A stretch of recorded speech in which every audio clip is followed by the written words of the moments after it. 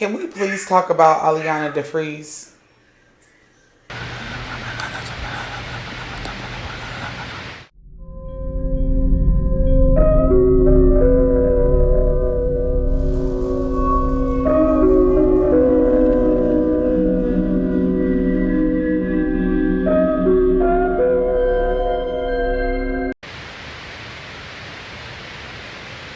Welcome back, YouTube. And for those who do not know me, hello.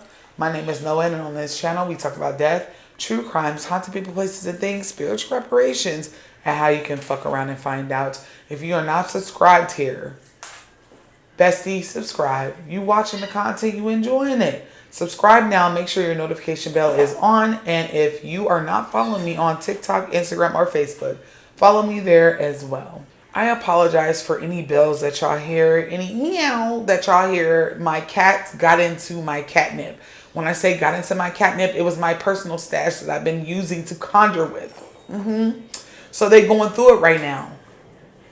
Ignore them, please. They've been irritating my life ever since they got into it, and we just gonna act like we don't hear them. On today's episode, we will be following the case of Aliana Defreeze.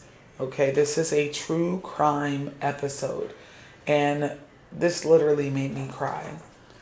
Y'all want to see a demon? Or a person that got a demon on them? This is what it looks like.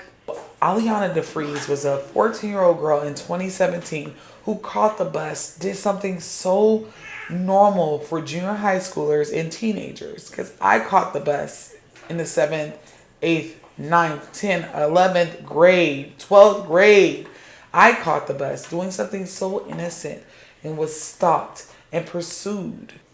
Details of this case are very disturbing. So if you're not into that type of content, especially when it involves the minions, you know, I can't say the word out loud or I will be penalized, then go ahead and skip it. It's okay to skip some of my videos. I expect some of y'all to skip some of my videos. Some of it you cannot just stomach. Even I couldn't even stomach this as someone with a child in the same age range. My daughter will be 13 this year. It was hard for me because I want my child to be independent. But then we have these type of demons in the world that got negative, low vibrational energy on them. And I'll get into that later. But I'm going to insert some TikToks. And as always, the channels will be tagged. I inserted some TikToks of this case. And it absolutely broke my heart. Because Aliana was minding her young black business. And she just so happened to cross paths with a whole D word. I will be inserting these TikToks, and it comes from a channel or a account that's called True Crime Top. Now, I don't know if this is the original creator. I just was scrolling on TikTok and I just happened to hear this story, this case. They are giving that they probably either took the story from YouTube and brought it over to TikTok. So if you know the creator, because I have searched, I cannot find the original creator if this person is not the original creator. So if you know where this video came from, please let me know. I will tag the appropriate people. It is a 3-part TikTok and about 10 minutes long on each TikTok.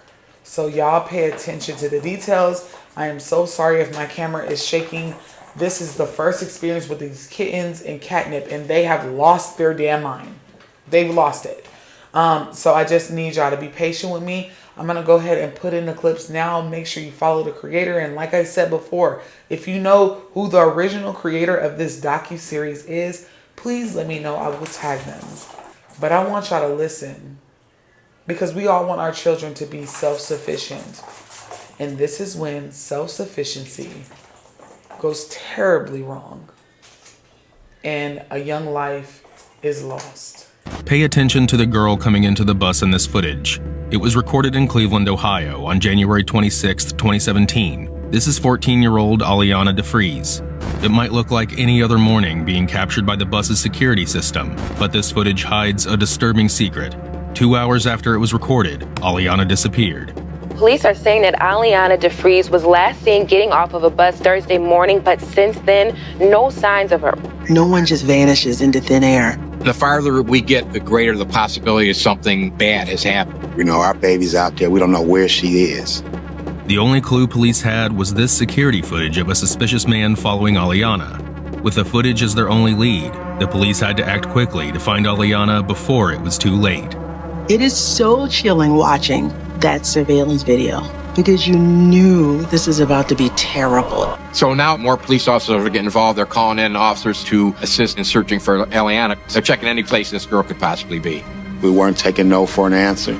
We were running through brick walls trying to find Ali. We were doing whatever we had to do. It is January 26th, 2017. 14-year-old Aliana is getting ready for another school day. Before leaving, she reminds her dad, Damon, about the father-daughter dance happening later that day, something she's been eagerly waiting for. She called me and asked me, Daddy, could you take me to the father and daughter dance? So I just crushed inside. And it was nice. She picked out a dress and she said, I'm going to be beautiful for my dad when he picked me up. I'm going to be a princess. I said, you always a princess. It doesn't matter if it's the father-daughter dance or not. You always a princess. At 6:30 a.m., Aliana walks alongside her mom, Denisha, to the bus stop at East 154th Street and Kinsman Avenue. Once the bus arrives, she steps on board, turning to wave a final goodbye to her mom before heading off to school. It is now 4 p.m., and Aliana still hasn't returned home. Her parents are getting more worried by the minute. Denisha decides to call the school to see if Aliana might still be there. To her shock, they tell her that she didn't attend any of her classes today. And I said, what do you mean she didn't come to school? At that point, I was worried. Damon was worried. Right away, Denisha contacts 911 to report her missing daughter. Cleveland 911 dispatcher Malave, please fire ambulance. I just want to report a missing child. How old is the child? 14. What's the child's name? Aliana Defreeze. I put her on the RTA this morning. I put her on the bus to school. She never checked in for school. And she never made it to school this morning at all? No. Has she ever done this before? No. She's never ran away before or did this, nothing like this before? No. Okay. She's trying to get his own car over to you now. Okay. Okay, thank you. All right, bye-bye. 10 hours after she was last seen, patrol officers, detectives, and a lead lieutenant jump into action. They follow every clue, hoping to locate the girl quickly. As the investigation heats up, the Cleveland FBI steps in, using cell phone towers to trace Aliana's phone, hoping it would lead them to her location. Time is always of the essence. In 10 hours, nowadays a person could be 500 miles away. So it's imperative that we get on this right away. Police officers patrol the neighborhood, keeping a close eye. They're on the lookout, checking all the usual places where kids like to gather. Meanwhile, Aliana's parents refuse to wait any longer and decide to take action in the search. They start calling everyone they know, family, friends, anyone who might be able to help. Together, they start putting up flyers around town.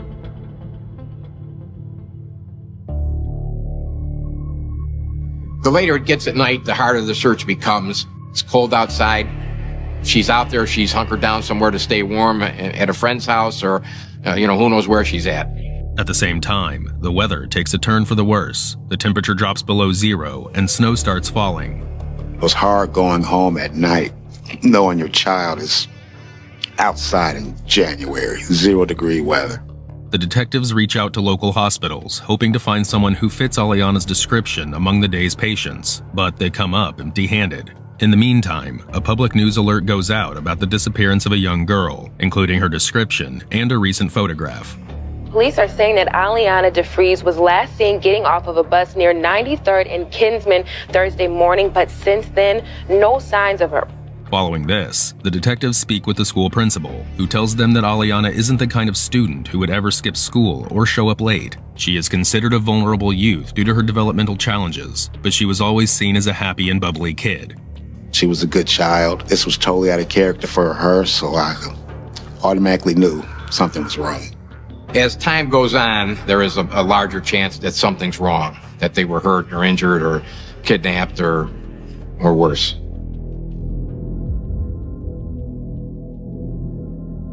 The last confirmed sighting of Aliana was on the bus. Many of the buses are equipped with both inside and outside cameras, offering valuable footage. Since Aliana took 2 buses to get to school, detectives are now focused on gathering video from both of those buses, hoping to uncover any clues that might help in finding her.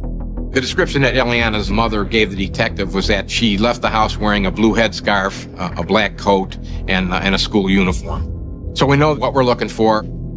At exactly 6:41 a.m., the bus pulls up to the stop, and 2 people step on board. One seems to be an older woman, while the other looks like a young girl. Detectives remain unsure whether this girl is Aliana. They are still waiting for a clear image of her face to positively identify her. She looks towards the camera for a brief moment, and she gets positively identified as Aliana. The initial video of her standing there on the bus, Aliana doesn't appear to be in any danger, so it seems like everything up to this point is normal.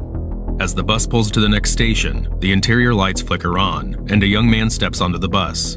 He exchanges a few words with Aliana, and they share a smile. Standing close, they eventually sit side by side, laughing and chatting like friends. Aliana doesn't seem to be in any danger. At approximately 6:50 a.m., Aliana steps off the bus, leaving the boy behind. Investigators review the video from the bus's exterior camera to find out what happens afterward. The girl can be seen walking along the sidewalk and then crossing the road. As the bus pulls away, the detectives get one last sight of her before she vanishes from the view. The farther we get from the time that Aliana was reported missing and that we know she was last seen, the greater the possibility of something bad has happened. It's not a criminal matter as of yet. This is just a missing person, but everybody's trying to get one step ahead of the game. The detectives replay the footage, looking for anything unusual. They spot a man in a white jacket. He appears to be following Aliana closely as she crosses the street. The investigators quickly realize it's the same man they saw on the bus earlier. Their suspicions grow, so they rewind the video for another look. And they see what he was doing on the bus. If he was looking at Aliana, if he was sitting close to her, if he was keeping an eye on what she was doing, just to see if there's anything they can pick up on that might lead them to believe that this guy might be involved in her disappearance. He was actually sitting right behind her. That may be a person of interest in this case. Desperate to uncover the truth, they work quickly to obtain the surveillance video from the second bus, hoping it holds the answers they need. As the footage plays, Aliana is clearly shown boarding the bus. The man in the white coat is nowhere to be seen this time. He isn't on that bus at all. With him eliminated as a suspect, the detectives continue to watch the footage, waiting to discover the next clue. Then they notice something unusual. Normally the bus would drop her off almost right in front of the school. However, on this morning, Aliana gets off a stop or two before the school at the corner of 93rd and Bessemer. She got on that bus, but she didn't get off at her usual stop. She got off too early. Without understanding why she stepped off the bus earlier than normal, they question her family and friends, hoping for some explanation, but none of them can provide answers. They also reach out to the boy Aliana had been seen speaking with on the bus that morning. He insists he has no idea why she left so soon and assumes she planned to follow her regular route to school. With no more security footage to review, the police officers begin their search of the surrounding area, but nobody has seen the missing girl.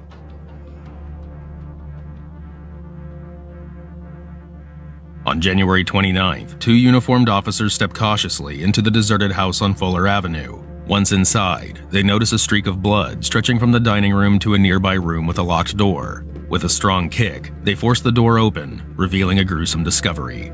They see some clothing and some personal articles in the room. They also found some tools that were in the room there that had blood on the tools.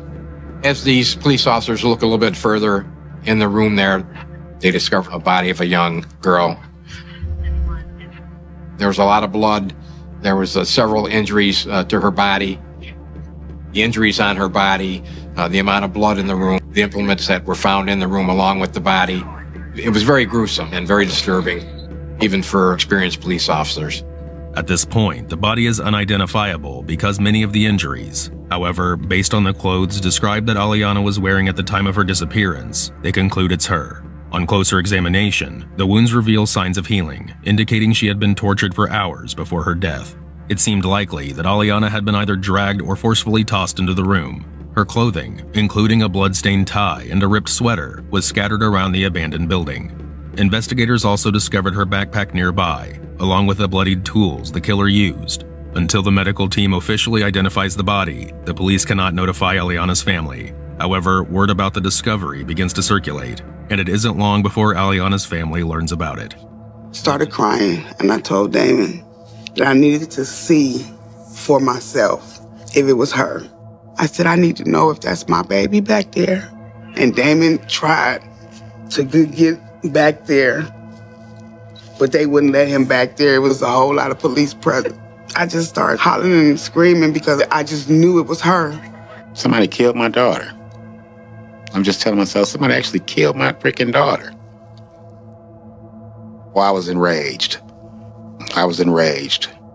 Our precious, beautiful Aliana was no more. The dental records reveal that the body is indeed Aliana's. Now that her body has been discovered, the case moves from a search for a missing person to a murder investigation. The forensic team immediately starts gathering crucial evidence, taking pictures and collecting DNA samples. They carefully search for fingerprints and other physical clues. Everything found at the scene is documented, collected, and packed up to be sent to the crime lab for deeper analysis. Those things may lead us to a suspect, but we're not going to wait for those results to come back. Meanwhile, investigators scour the surrounding area, searching for any shred of evidence. Just within a quarter-mile of the Defreeze residence, there are 8 known sex offenders living nearby. Expanding the search to a 1-mile radius reveals a staggering 83 offenders. With numerous abandoned homes lining 93rd Street, authorities suspect that the culprit behind these women's murders must have intimate knowledge of the area. People that commit these kind of crimes, they're usually not one-time offenders. Following this, detectives turn to the neighborhood's surveillance footage for answers. They spot a nearby church, positioned at the intersection of Fuller and 93rd. This church has several security cameras mounted around the outside. The cameras are aimed directly at Fuller Avenue, the very spot where Aliana's body was found. At 7:13 a.m., detectives spot Aliana walking along the sidewalk in the video. On one camera, on one side of the street, you see a short figure. It's not very clear, but you can see it's a young woman with her backpack, and she's walking across the street. As Aliana nears the street corner, a figure of a man comes into view. She hesitates, stepping back briefly when he speaks. After a short pause, Aliana decides to turn away from him and continues on her path, disappearing out of frame. But within seconds, the man starts following her. Detectives switch to footage from the second camera, which points towards the parking lot. At the top of the frame, something catches their attention. Very grainy and very hard to make out who's who, but you can see the image of 2 people walking down Fuller Avenue towards the abandoned house where Aliana was found. These 2 people, one of them is smaller, and it appears that the larger one is kind of shuttling the smaller one down the street. And then they walk off frame. And that was it. We didn't see anything else after that. They walked off frame. Investigators zoom in the video, hoping to spot the suspect, but the thick snowfall blurs the scene, making it hard to get a clear view. Determined, they rewind the tape to earlier that day, searching for the man last spotted with Aliana. At 5 a.m., a bald figure paces up and down the street, scanning the area like he's hunting for someone. After a while, he vanishes from the footage, staying out of sight for a few hours. However, just moments before Aliana can be seen on the footage, the same man suddenly reappears. It was highly unusual. He's going nowhere, he's just walking back and forth, up and down. He's like touring the neighborhood, looking for the victim. At this point, the detectives start searching through their files, looking at repeat offenders, identifying if anybody who may kind of match the description of the guy that they saw in the earlier video. After some time, they eventually find the suspect in the database, fitting the details of the man seen on the security footage. The suspect is identified as 44-year-old Christopher Whitaker. Christopher Whitaker is a very dangerous man. They come up with a picture from a previous arrest, and when they compare that picture to the male that they see in the church video, it's the same person. Christopher has long been on the radar of the police. Over time, Whitaker racked up an extensive criminal record. In 1998, he faced charges for grand theft and burglary. In 2005, Whitaker was charged with sexual battery and felonious assault. A woman he knew led him into her home to use the bathroom. Then he grabbed me around my neck and was choking me, and I passed out. With his hands around her neck, Whitaker grabbed a pair of scissors and stabbed her in the neck. When she regained consciousness, she realized she had been sexually assaulted. Whitaker received a 4-year sentence for third-degree felony sexual battery and second-degree felonious assault. In 2009, he was released and officially labeled as a sex offender. Now the detectives pass the case over to the U.S. Marshals Task Force. Their mission is to track down the most dangerous and infamous criminals in Northern Ohio. We go after homicide suspects all the time, but somebody that did this much evil, You're a little bit, you're on high alert, a little anxious. Every second counts as they race to track down Whitaker, determined to stop him before he picks another victim. They quickly locate him at his house. Stepping inside, they realize it's going to be tough getting him in handcuffs due to his enormous size. I mean, his wrists were like just massive, and we cuffed him. We could only get like 2 or 3 clicks on the cuff. That's how massive he was. It sickens me to think of how big of a man this guy was and how little she was and what he did to her. Right away, they take him to the station for further interrogation. At first, Whitaker insists he has nothing to do with it, but as detectives reveal the DNA results and show him the surveillance video, he starts to break. Okay, well, before you say that, I just want to make sure that you still understand your rights. Yes. The rights that I advised you of yesterday, and you're still willing to talk to us for right now without an attorney present, right? Okay, I want to make sure that you still are under those same rights. I mean, knowing what I know and you guys being the detectives, I mean, I'm not going against your word. I mean, we had a good talk yesterday. I mean, I know it was like other people in the house and you said it was only my footprints. I mean, I really ain't understanding that either. I mean, I just want to... Okay, I'm going to tell you what we found out. After they laid out all the evidence before him and made it clear that there was no way out, Christopher finally agreed to provide answers to the detective's questions. And the detective handling that case wanted to ask you a few questions if you didn't mind. I mean, I don't mind because I know for a It's fact. Detective Diaz. It's just going to be a few questions while we're waiting for him to come in with the computer, okay? Yeah, I know for a fact I wasn't. Okay, that's no problem. I'll see if he's ready or if he's available. Yeah, he's going to come in and just ask you some questions about it if you don't mind. Yeah, I know you were truthful with us about those other ones, and I wasn't familiar with that fourth one. Yeah, it's like, because, I mean, I'm not saying that you guys did, but they said people can be coerced into saying things because I know. they don't see. Sure. So and we have no problem showing you what we were talking about. I want you to feel like I'm telling you exactly what right, because I mean, like I said, I was under the influence when it happened, and I mean, I know it's my life on the line, but I just want to make sure. It is your life. It's not mine. Right. So you have every right to ask those questions. Absolutely. Christopher fully cooperated with the detective and revealed every detail and motive behind his horrific act. And we wanted to know what happened once you got her in that bedroom. Like I said, I was scared and I wasn't thinking straight. I was like more in shock than anything. So what did you do?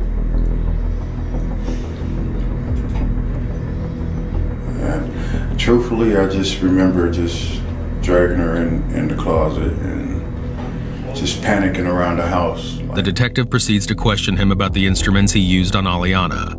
Well, Christopher, the reason he's asking you about these tools is because some of the injuries that she sustained are pretty specific.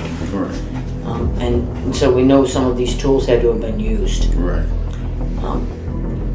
I mean, they would probably have to be used. I mean, I'm not denying it or anything. Yeah. I'm just saying I don't remember clearly. I want to be specific when I do answer. Okay. As the interrogation comes to an end, Whitaker is charged with aggravated murder. Before the trial starts, Defreeze's family takes legal action against the school and the city. The school had a system in place that was supposed to send out automatic alerts if a student didn't show up to class. Aliana's parents were registered to receive these notifications, but they never got one about her absence. Had they been informed properly, they might have found her before she was tragically kidnapped and killed. At the end, they receive a $1 million settlement from the lawsuit filed against her school and the city. On February 1st, 2018, the trial starts. There, Aliana's father gives his emotional statement. Our children mean a lot to us. They might not be your children, but they mean a lot to us. The 93rd is a safe haven for sexual predators like this monster behind me. And you're lucky I'm not the same person I was 25 years ago because there's not enough police in here to stop me. Excuse me, so I can look at this bitch-ass dude. You're addressing the court, Mr. Defreeze, not... I said enough. Thank you, Your Honor. Thank you. Following this, Whitaker gives his apology to the family. From the beginning, I've accepted full responsibility for my actions. I assisted the detectives as to where to find my clothes and boots I was wearing that day. I never wanted this to happen, and ever since that day, I've been filled with regret and remorse. I apologize to the family and the community for my actions. There is no excuse for what I've done. I can't imagine the pain the family feels, but I know the pain I felt when I had to look at what I've done. I pray that the family can find peace and she can find rest. And my apologies. On February 13, 2018, the jury finds Christopher Whitaker guilty of kidnapping and murdering Aliana Defreeze. He receives the death penalty for his crimes. At the moment, he's imprisoned on death row at Chillicothe Correctional Institution in Chillicothe, Ohio. His execution is scheduled to take place in July 2026. At last, Aliana's family shares their final thoughts. I hate to say this, but I want him to suffer. Like, you know, he made my daughter suffer, but I also don't feel like he deserves to live or taking my daughter away from me. All time heals all wounds. This is what I don't think will be able to be healed. Absolutely heartbreaking. Disgusting. Because the narrator of this docuseries or documentary, whatever it may be, didn't even put all of the details in as they could have. Not only was she lured and kidnapped, she was tortured, she was raped, and kept there. And the best thing that this demon could do was say that he was on drugs. All right, so let me just get down to the spiritualness of it all. The good thing is that the spirits are turning this man every way but loose. And when I say spirits, it doesn't matter if this young girl's family practice. You got Esli Dantor out here turning people loose for less. The protector of women and children and LGBTQ people. The underserved population. And then it said that she has some developmental delays, which could be at the very least like an IEP or someone who had a learning disability. Now you got Obatala, and he's not playing about none of his children. Children in general, especially those who have disabilities. Oh, spirit, and it's a lot more. Them is just two off the top of my dome. They're turning him every way but loose. This man absolutely had a succubus energy on him to do this to this little girl. Like, when I say a demon, I really mean, and I know some of y'all like to worship them type of entities. We don't play that over here. I'm not saying that you're not welcome, but I'm telling you, he has some type of entity or energy on him that, first of all, he said he was doing smugs, okay? And he couldn't control himself. Where do you think certain addictions come from? You think they just come out of the pure blue sky? Nope. And I'm going to unplug this microphone because my phone is on 1% and I still got much more to say. This shit pissed me off. So I got to connect the charger. I don't never come to y'all without a microphone plugged in, but I had to finish this video because I am utterly disappointed, disgusted in this man. When I tell you this man is being turned every way but loose and he deserves every bit. Her parents, clock it. They've already called retribution down, reparations down for this man. For him to get the death penalty,